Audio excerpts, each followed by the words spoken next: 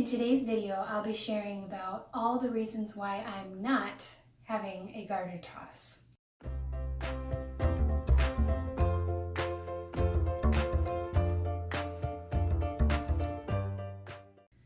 So to start off this whole debate about the garter toss and should you have it and should you not have it, I just wanted to share the origins of what the garter toss originally was intended for. So I'm going to read this excerpt from a book that was written in 1919 called Wedding Customs Now and Then by Carl Holliday.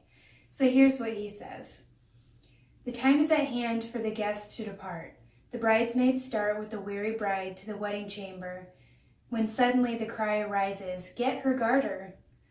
For from time immemorial, the custom had prevailed for some male guest to secure this bit of bridal ribbon.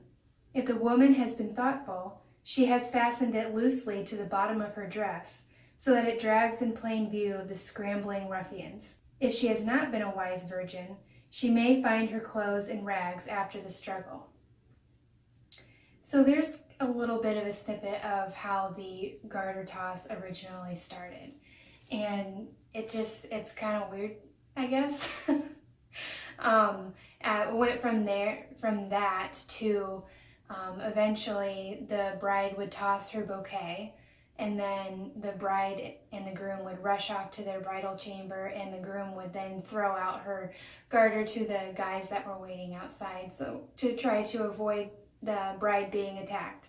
So just like with the bouquet and the garter, they both meant the same thing to people, that they thought that if they caught it, they would have the same good fortune and good luck that the bride and groom had, and that they were able to find a spouse and fall in love and romance and all that.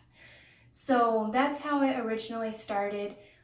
Today it's turned more into like a fun thing to do, not so much about the superstition of it.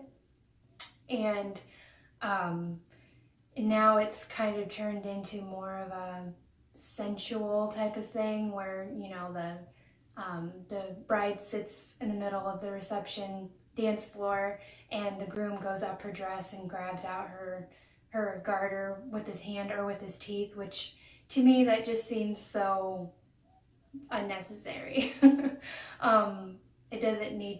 That doesn't need to happen in front of all your guests and everybody who's watching, and from a conservative point of view especially. So I wanted to share a few alternatives that I thought of for instead of doing the garter toss, because it's fun. It's good to have fun things to do at the reception, but it doesn't need to be that. So just a few things. So one alternative is just to skip it altogether. Most of the weddings that I've been to, they just skip it and you don't even notice it.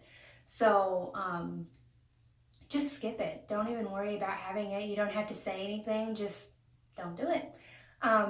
Another idea is to have an anniversary dance, which is really neat. Basically, you would just have all of your married couples come to the dance floor, and then the DJ would start calling out like 6 hours, and whoever's been married 6 hours leave the dance floor. And then of course the bride and groom are going to leave the dance floor.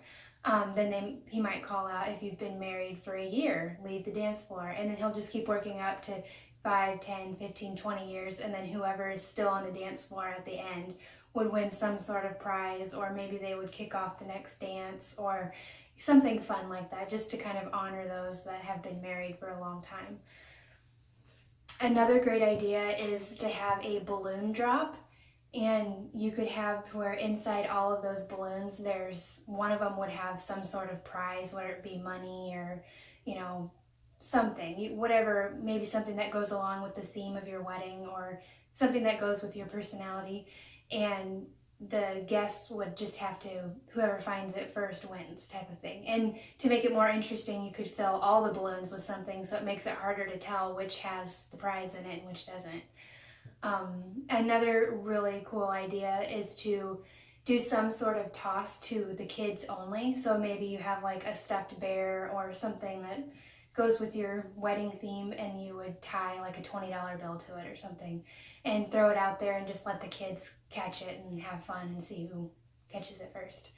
And then the last idea that I wanted to share was the groom could always just throw his boutonniere. So in the same way that the bride throws her bouquet, the groom could just throw his boutonniere and the guys could catch it, and it could still be a fun thing without being so intrusive with the garter belt and all that kind of stuff. So I would love to hear if you guys have any alternatives or any comments that you have about the garter and why you chose or chose not to do it.